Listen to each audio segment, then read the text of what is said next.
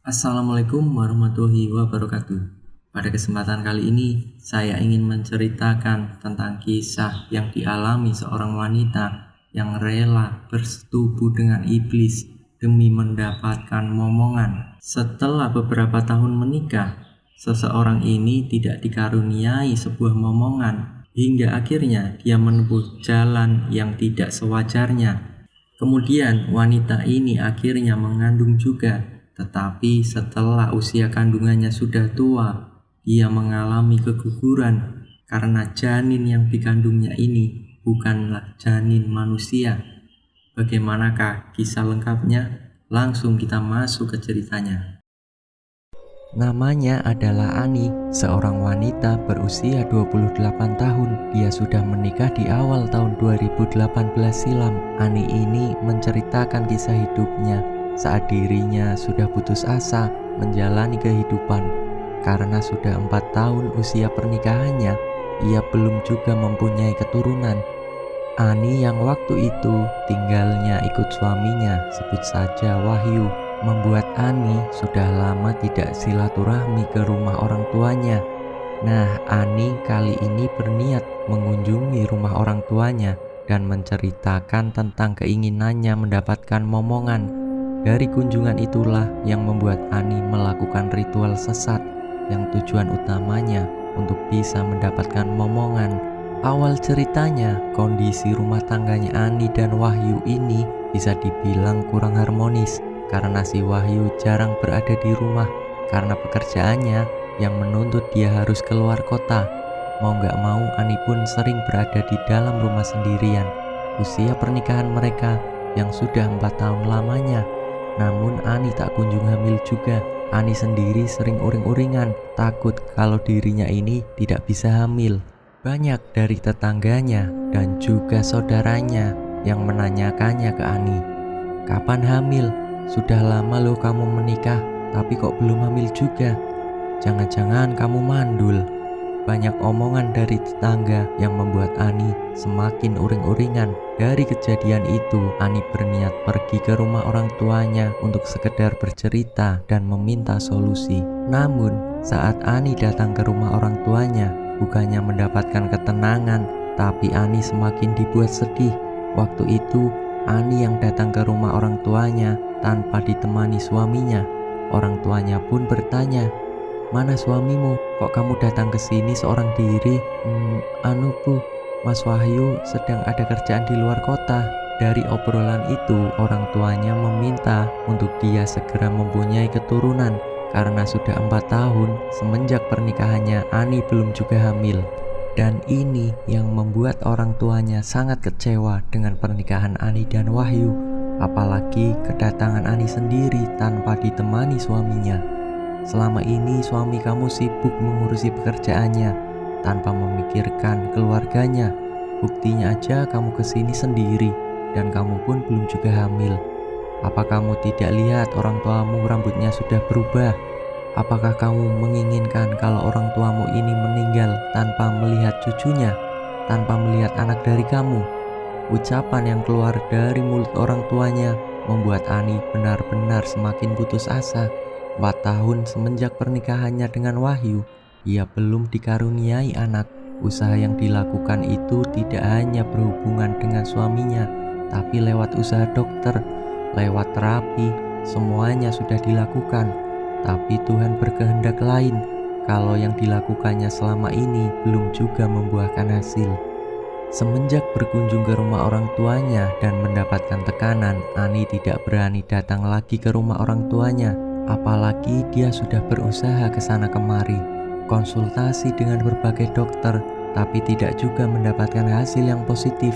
Kalau ada tanda-tanda kehamilan, seakan-akan dia sudah tidak punya keinginan selain mengakhiri hidupnya. Ani yang tak kunjung hamil, sementara orang tuanya pun merasa kecewa. Dan yang lebih membuat Ani merasa sakit hati, orang tuanya itu tidak mau mengunjungi rumahnya. Dan bukan itu saja, tapi orang tuanya tidak akan menerima Ani lagi kalau Ani tidak kunjung hamil. Ani yang ditekan terus-menerus oleh orang tuanya dan juga terus ditanya oleh tetangganya tentang kapan hamil, kapan kamu punya anak. membuat Ani harus lebih giat lagi mencari tahu informasi ke teman-temannya agar dirinya bisa cepat hamil. Dari informasi temannya inilah Ani akhirnya mendapatkan satu cara untuk cepat hamil, yaitu melalui jalan pintas. Karena waktu itu Ani yang ingin sekali hamil dan sangat terobsesi, Ani tidak berpikir panjang. Dia langsung mengiyakan saran dari temannya. Di esok harinya, Ani mengajak temannya untuk segera mendatangi salah satu paranormal yang diyakini bisa membantunya. Lewat paranormal itulah Ani disarankan dan dijelaskan bagaimana syarat-syaratnya agar dia bisa hamil. Ani sangat berharap lewat paranormal ini keinginannya bisa terwujud, walaupun secara akal sehat itu salah, tapi karena terobsesinya yang sudah membuncah membuat Ani gelap mata. Selang beberapa hari, Ani datang lagi ke paranormal dengan memberikan semua syarat untuk melakukan ritual agar dia bisa cepat hamil. Paranormal itu pun menjelaskan satu persatu cara agar Ani bisa hamil. Sepulangnya dari paranormal, waktu itu sudah menunjukkan pukul 10 malam. Ani langsung menuju ke kamar untuk mengistirahatkan tubuhnya. Namun saat di kamar, Ani seperti mendengar ada orang yang sedang mandi. Dalam keadaan mata yang tertutup, Ani merasa ada yang aneh. Siapa ya malam-malam kayak gini sedang mandi? Suara gemericik air sangat jelas dan bahkan berkali-kali terdengar. Dalam keadaan setengah sadar, Ani beranikan diri untuk melihat siapa yang sedang mandi di tengah malam seperti ini. Tapi saat melangkahkan kakinya ke kamar mandi, tiba-tiba suaminya memanggil, "Sayang, mau kemana?"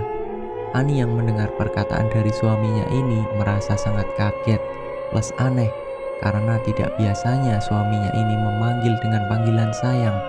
Ani merasa ada sesuatu yang beda dari suaminya. Tapi waktu itu, Ani yang hendak menuju ke kamar mandi karena dipanggil suaminya. Akhirnya Ani membatalkan niatnya untuk melihat dan mengetahui siapa yang sedang mandi. "Mas, siapa yang sedang mandi?" "Hah? Mana ada orang yang mandi? Sudah, tidak usah kamu pikirkan." Suaminya Ani yang tiba-tiba mendekat dan langsung menarik tubuh Ani sampai dia jatuh terlentang di atas kasur. Entah kerasukan setan mana, suaminya Ani tiba-tiba menjumbu Ani dengan aneh. Tidak seperti biasanya yang secara lembut, tapi malam itu kelakuan suaminya itu berbeda. Dia sedikit kasar, tapi Ani berusaha untuk percaya dan menikmati apa yang sedang dilakukan oleh suaminya. Karena mungkin sudah beberapa hari keluar kota karena pekerjaannya, sehingga suaminya itu ingin melakukan hubungan badan dengan Ani. Singkat ceritanya, di pagi harinya Ani terbangun dalam keadaan tubuh yang sangat lemas. Dia meraba samping tempat tidurnya, dan saat menengok, Ani melihat kalau suaminya itu sudah tidak ada di kamar. Tumben sekali suamiku sudah tidak ada di kamar. Biasanya dia harus dibangunkan baru bangun, ujar Ani dalam hati. Namun Ani mencoba tidak menghiraukan itu. Ia melihat kondisi kamarnya yang berantakan dan suaminya yang sudah berangkat terlebih dahulu. Ya sudahlah, lebih baik aku rapikan tempat tidur lalu aku mandi. Saat merapikan tempat tidurnya, Ani tiba-tiba mendengar telepon genggam yang bergetar dan berdering di sela-sela bantal. Setelah menemukan telepon genggamnya, Ani melihat panggilan dari suaminya yang sudah berkali-kali menelponnya dan tak terjawab. Saat suaminya ini menelpon lagi, Ani langsung mengangkat.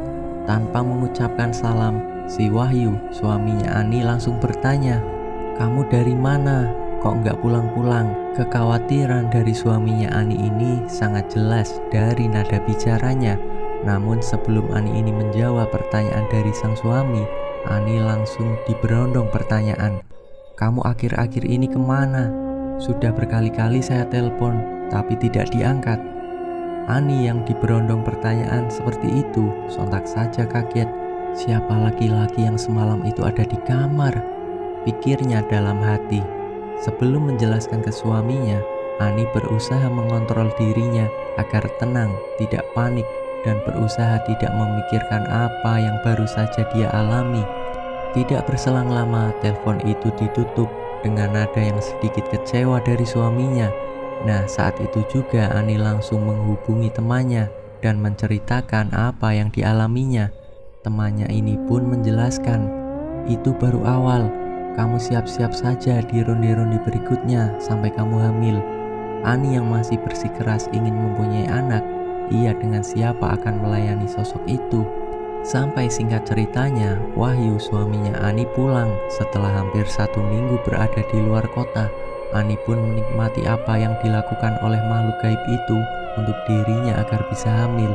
Jadi, selama Ani ini ditinggal oleh suaminya yang bekerja di luar kota, Ani dengan rutin melakukan hubungan badan dengan sosok gaib itu.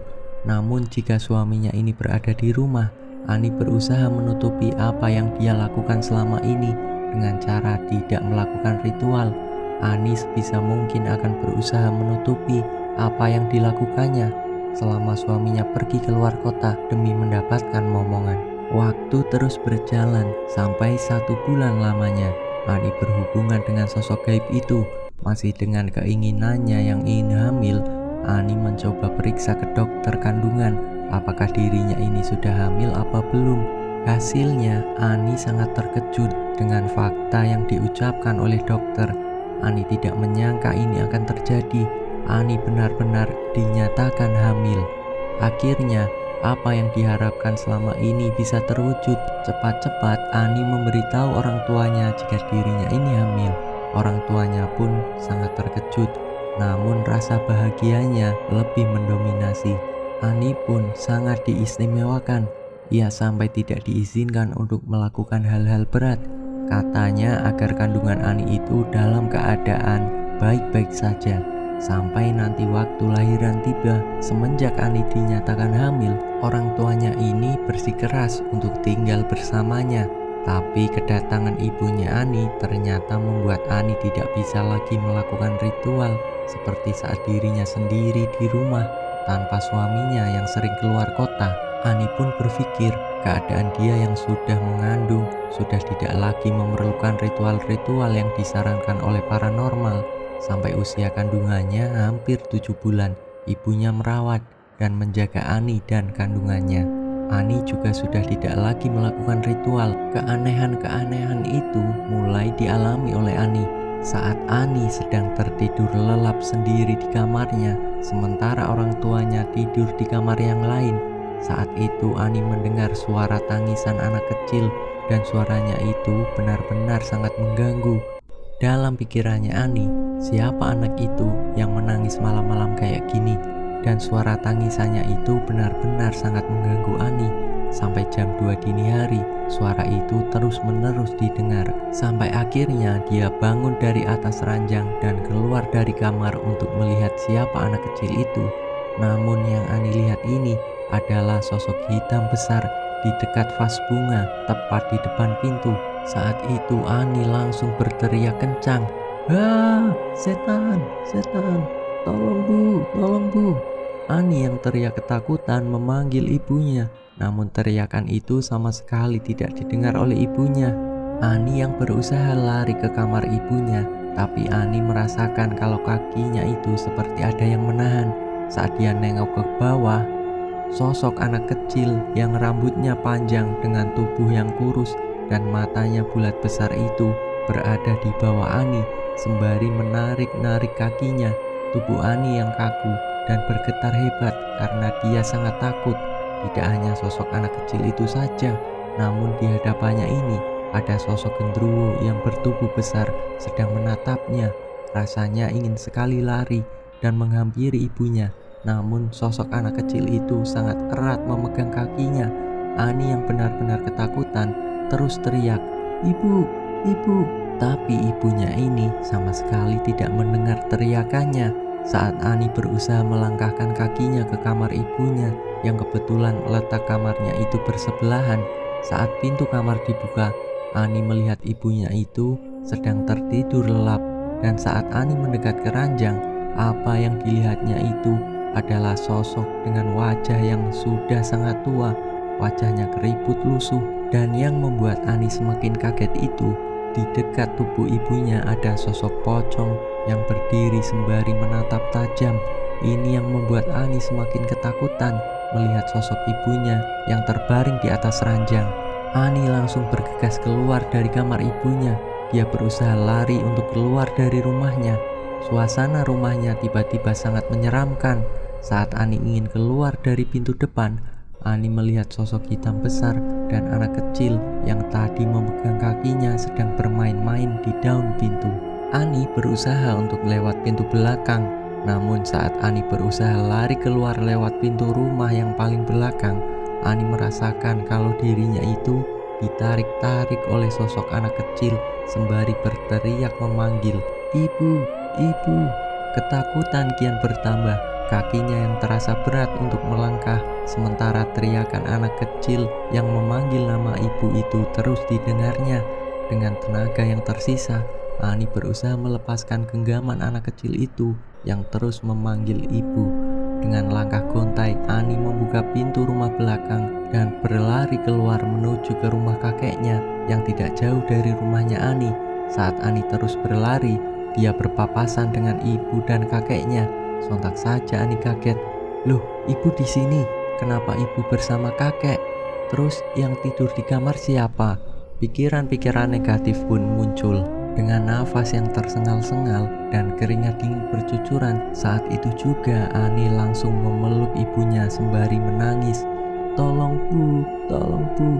Dalam keadaan perut besar yang hamil 7 bulan, Ani menangis ketakutan.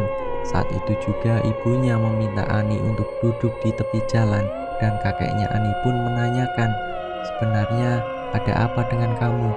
Apa yang sudah kamu lakukan?" Ani yang ingin menjawab, tapi dia tidak ingin orang tuanya tahu. Pada akhirnya Ani hanya bisa diam, tapi kakeknya Ani mengatakan dan menjelaskan, "Kakek sudah tahu apa yang menyebabkan ibumu lari keluar rumah kakek. Karena ibumu melihat sosok aneh di rumah kamu yang membuat kakek ini langsung menuju ke rumah kamu. Tolong jelaskan apa yang sebenarnya sudah kamu lakukan sehingga rumah kamu itu banyak ditunggu sosok-sosok aneh." Ani akhirnya menjelaskan semuanya, bahwa apa yang selama ini dia lakukan sudah salah, dan kakeknya menyarankan Ani untuk tidak pulang ke rumahnya terlebih dahulu sebelum merasa aman. Lalu kakeknya menyuruh Ani serta ibunya untuk tinggal di rumahnya. Di rumah kakeknya, Ani diajarkan ilmu keagamaan yang tujuan utamanya untuk melindungi dirinya dan kandungannya. Tapi saat Ani yang terus berusaha memperbaiki dirinya lewat ilmu keagamaan, beberapa hari kemudian perutnya yang saat itu hamil 7 bulan tiba-tiba mengempis. Seakan-akan Ani ini tidak pernah hamil. Ani sendiri benar-benar tidak percaya kalau kandungan itu hilang begitu saja. Kandunganmu keguguran dan langsung hilang dalam sekejap, karena anak yang dikandung kamu itu bukan anak dari manusia, tapi anak itu anak dari setan, dan kalaupun dilahirkan, keluarganya kamu akan mendapatkan petaka, ujar kakeknya Ani. Ani yang ditenangkan oleh ibunya, dia berusaha kuat dan ikhlas menerima kenyataan kalau kandungannya mengalami keguguran. Ani pun tidak menceritakan ke suaminya tentang apa yang sebenarnya terjadi. Singkat ceritanya, lewat doa restu ibunya, alhamdulillah setelah hampir 2 tahun kejadian itu, Ani dikaruniai momongan yang benar-benar hasil dari hubungan dengan suaminya. Bersabarlah, Tuhan itu Maha Penyayang dan akan mengabulkan doa para umatnya yang bersungguh-sungguh. Teruslah berdoa dan berusaha. Jangan mengambil jalan pintas yang berujung menyekutukan Tuhan. Alhamdulillah Ani bisa selamat, tidak ditarik oleh iblis yang setiap hari menggaulinya. Selesailah cerita ini. Semoga kita bisa mengambil hikmah atas ceritanya. Akhir kata, wassalamualaikum warahmatullahi wabarakatuh.